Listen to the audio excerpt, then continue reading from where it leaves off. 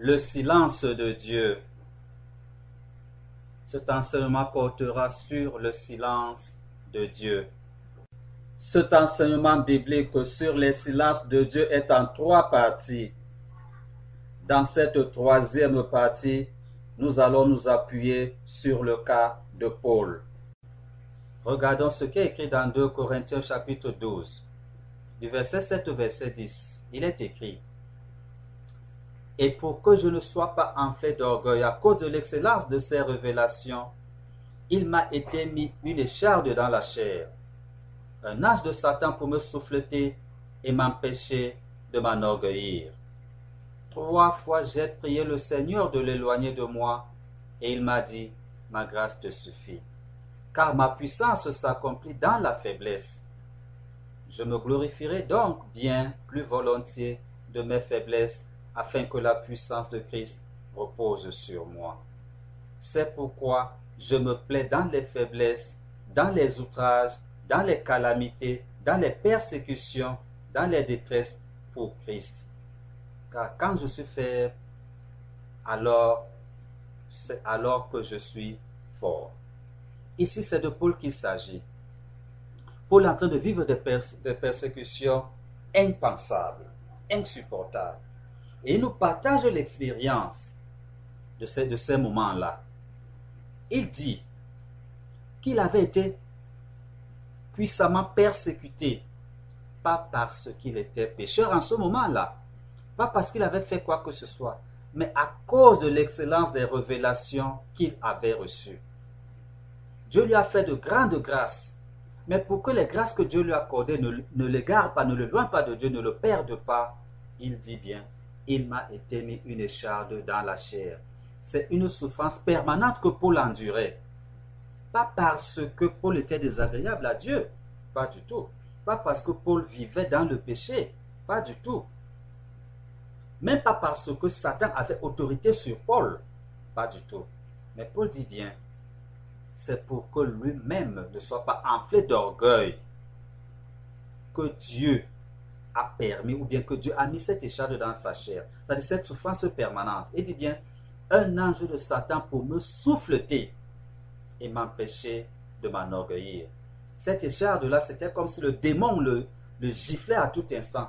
Et ces gifles-là, ces persécutions que Paul endurait, avaient pour résultat de l'empêcher de s'enorgueillir de l'excellence des révélations qu'il avait reçues. Parce que si l'orgueil prenait le pas sur Paul, alors le démon de l'orgueil aurait eu raison de Paul. Et ce serait maintenant plutôt une mauvaise chose. Et Paul dit bien: 3 fois j'ai prié le Seigneur de l'éloigner de moi. Paul aussi, comme Job, se retrouve ici devant le silence de Dieu. Il prie 1 fois, Dieu ne lui répond pas. Il prie 2 fois, Dieu ne lui répond pas. Il se retrouve devant le mur du silence de Dieu. Paul fait cette expérience.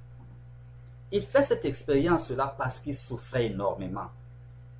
Il dit: j'ai prié 3 fois, j'ai prié le Seigneur de l'éloigner de moi. C'est la 3e fois, après la 3e fois, que Dieu va lui répondre. Et Paul dit: il m'a dit, ma grâce te suffit. Arrête de crier, arrête de demander que j'enlève cette écharpe. Dieu lui révèle que ma grâce que je t'ai donnée te suffit. Cette épreuve ne t'écrasera pas, car ma puissance s'accomplit dans la faiblesse. Voilà la réponse de Dieu.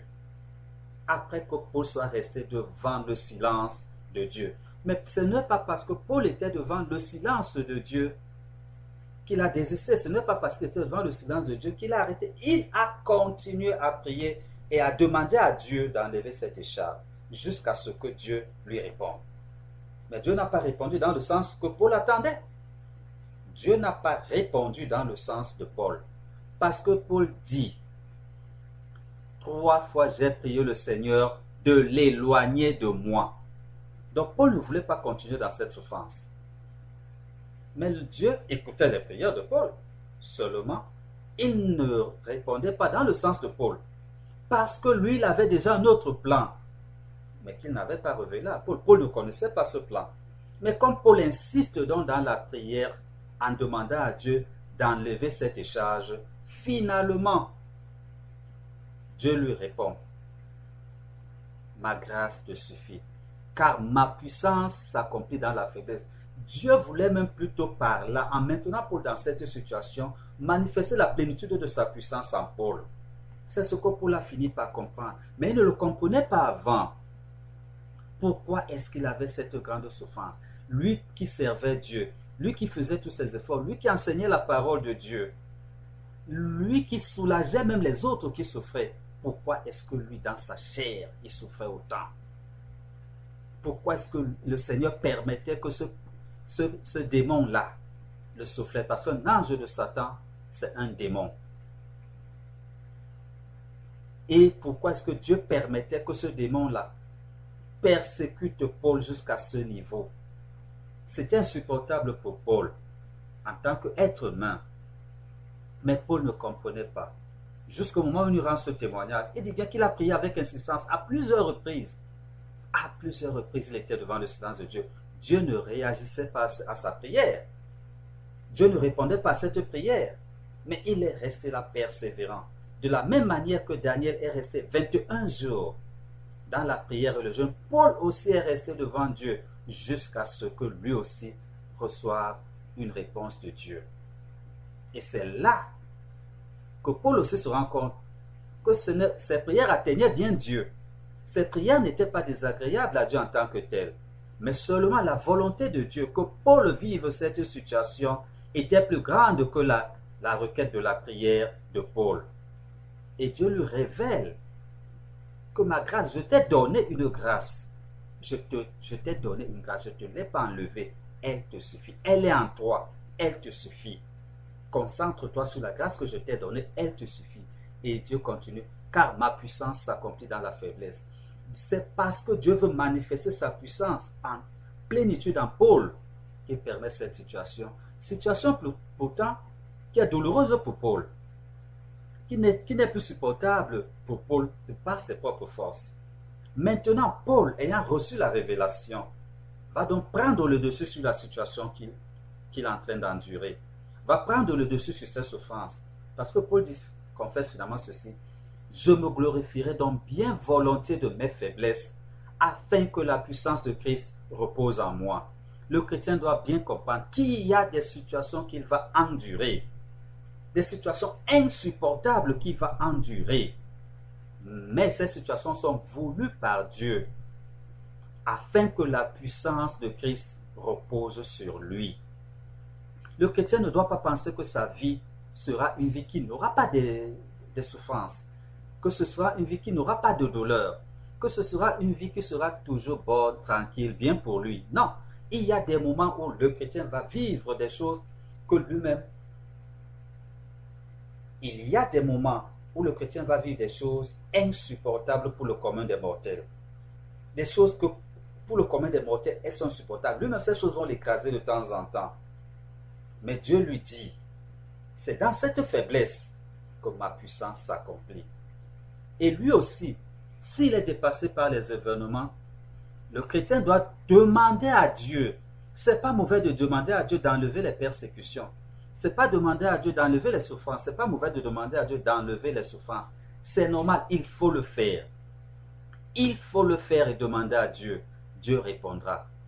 Mais le chrétien doit savoir que dans sa faiblesse, c'est là que la puissance de Dieu s'accomplit.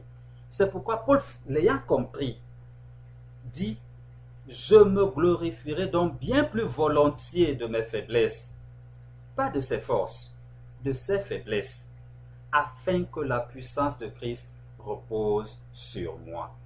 Le chrétien ne doit pas croire que ces moments de souffrance sont des moments d'éloignement de Dieu. Il ne doit pas croire que ces moments, lorsqu'il vit les silences de Dieu, ça veut dire que la présence de Dieu lui a été enlevée. Non. Notre faiblesse est parfois, lorsque nous sommes enfants de Dieu, même notre faiblesse permet à la puissance de Dieu de s'accomplir en nous. Il dit bien, Paul, c'est pourquoi je me plais dans les faiblesses. Cela veut dire, lorsque tout le monde le trouve faible, lorsque lui-même se trouve faible, il dit qu'il se plaît dedans. Parce qu'il sait qu'en ce moment, la puissance de Christ repose sur lui et elle agit. Il dit, c'est pourquoi je me plais dans les outrages.